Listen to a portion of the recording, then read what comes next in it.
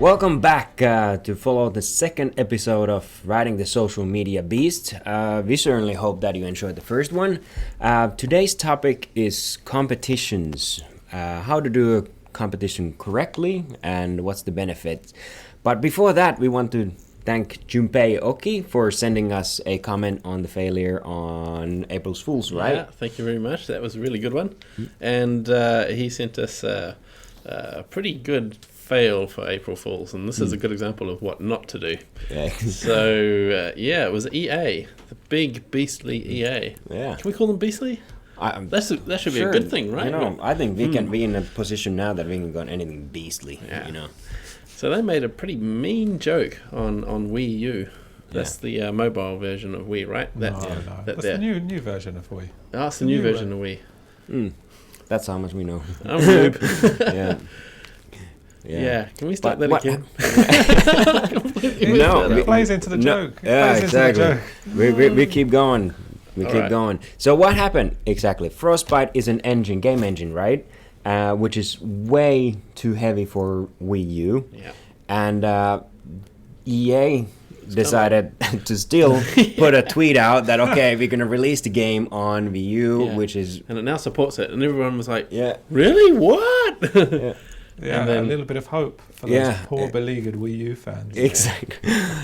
Just mean. Yeah. Talk about beating up on the little kid at school. Exactly. You know? Wow. And so it was just a big old huff and puff, and you know, they did another social media fail, which is they went and deleted everything. They went and deleted the tweets, and people are just like, no, don't do it. It's like, come on, guys, be reasonable. It was don't delete. Exactly. Don't delete and leave your shame there unless it's really not safe for work. In which case, delete it, but say you deleted it. Yeah, exactly, and the reason why. But they could have rewarded the VU poor guys, you know, and say, you know what, we're sorry, here's some sort of gift card or some, I don't know, you know, just to kind of like offering a napkin or a shoulder to cry on, I don't know. But, you know, they could have done something, then just delete it and, you know, put that, you know, fail cape on and, you know, just like disappear from that. Anyway, bad. But thanks, Junpei, for sending that over. And also thanks to Vicky Greenfield, who asked us, how often do you get to have a job as cool as this, social media beast? Well, you could come work for us. Yeah, exactly. But then you'll have to kill us first. Yeah, to find out the secret of how. But CVs, you can send us CVs on... hashtag social media beast CVs. Exactly. Why not? Send us your CVs. We'll read out the funniest ones. Yeah. Oh, and if you're active enough, you might get into the show with us, talk anything and everything about social media. How awesome is that? I would do it if I would be you. Actually, tweet us and tell us why you want to be on the show, and maybe we'll let you fly you in, and maybe you can be on the show. Exactly. What a great stuff. And that gets us to today's topic, which is competitions on social media. Why would you do competitions on social media? Why are they good? And what are some good examples of good ones and some good examples of bad ones? So what's so good? You know, one of the best things about competitions on social media is it can really stimulate your engagement, and that's kind of what you're after as a brand. You know, to get people talking. Yeah, it can be tough to get people talking about your brand. This is special. I made some notes, you know, and one of the notes is here that, you know, contest is a great tool for building a fan base, and I think you had an example about building a fan base which is actually not that active, which kind of backfires. And what was it, Steve, that you said about the Audi? Yeah. Audi had a... So you're exactly right. Building a fan base, well, it's activating these people who are there. They're in the background. They like your thing anyway. They're not so enthusiastic to take part yet, but a competition is going to kind of, hey, now I'm going to type something, press click here. But a good example of a bad example is I like that. Is Audi Finland. I mean, okay, so they had their Facebook page, not very busy Facebook page. They wanted more fans. Why do they want more fans? So they can have more engagement, right? But what do they offer? They offered an extended test drive in an Audi, and of course a lot of people, yeah, sure, I'd take an Audi for 3 months to go and drive around, no problem. And they said, what have you got to do? Just got to like the page. So 60,000 people went and liked the page. No, Aldi. And then what did they do? They just forgot that they'd ever liked it. And Exactly. one person won. No one else knew who'd won. No one else gets updates. They just ignore them. I'm not even interested in that kind of thing.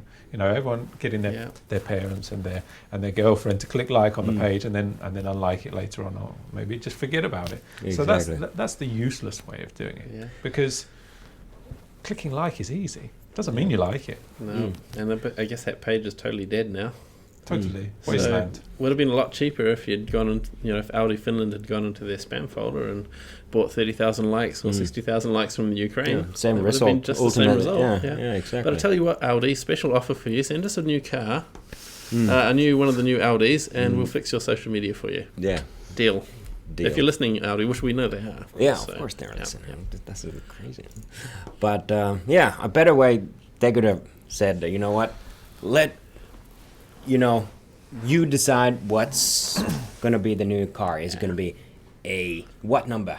A 13 or maybe I don't know. But then, that would have worked. Exactly. But isn't it there? You had some also. Heyday did this new character thing. Yeah. So the best competitions on social media, they get people involved. The barrier to entry is low. It's not going to put people off. You're not going to ask for something difficult. You shouldn't ask for something difficult or something that requires you. I saw one the other day that was write a poem about why our product is good or why you like our product, and it's like, who's going to write a poem? No. A few people are going to do it.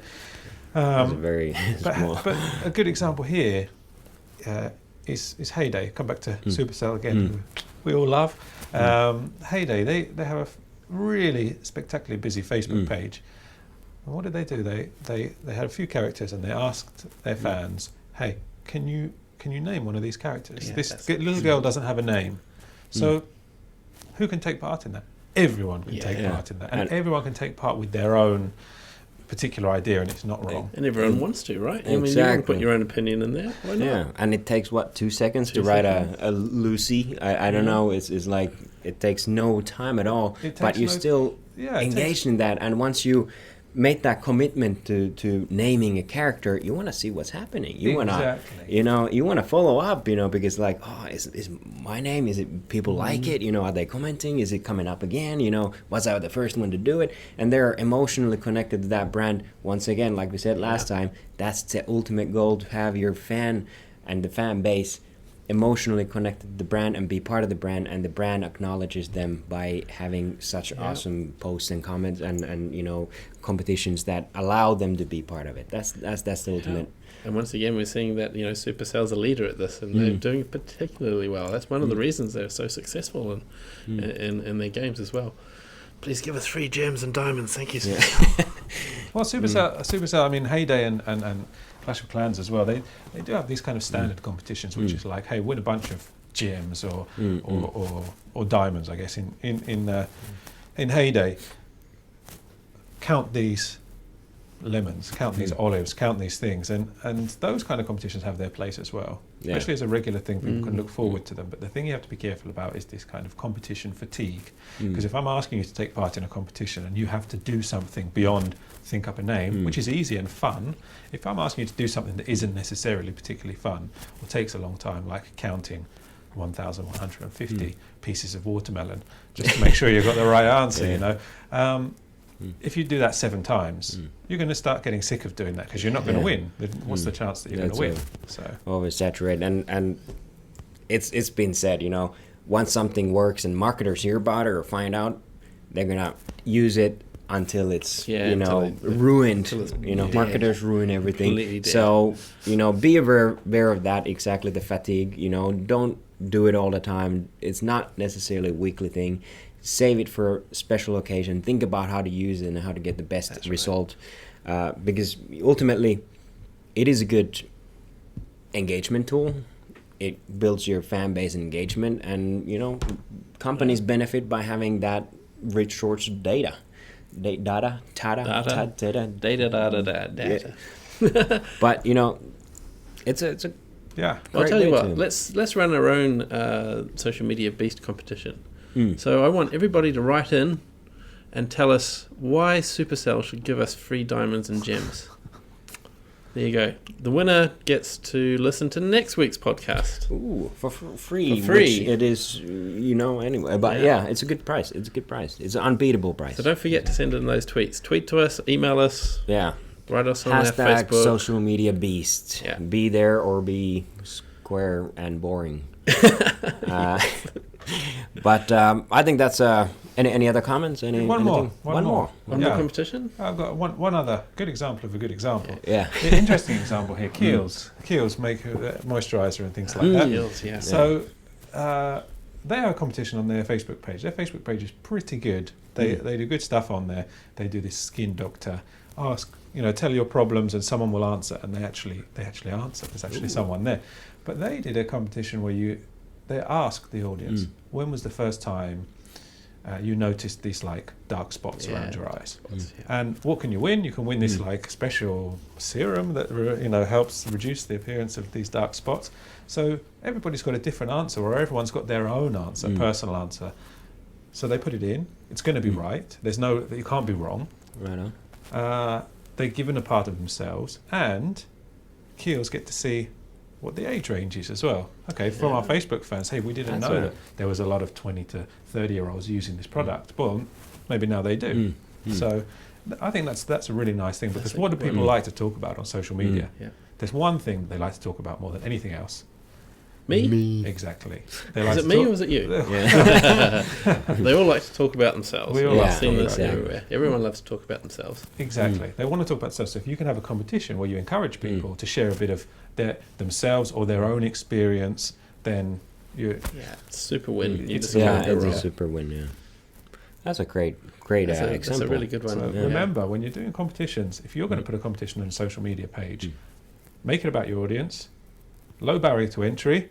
Don't ask people just to like something or like your page. Get them to make a comment, get involved, something fun, something that's relevant to them, and then the engagement that you get, people are going to want to follow up on, and give them and tell people who won, tell people what the answer was. Yeah. So many times we see that people don't do that. That's right. Wasn't there a good example for Weebids, right?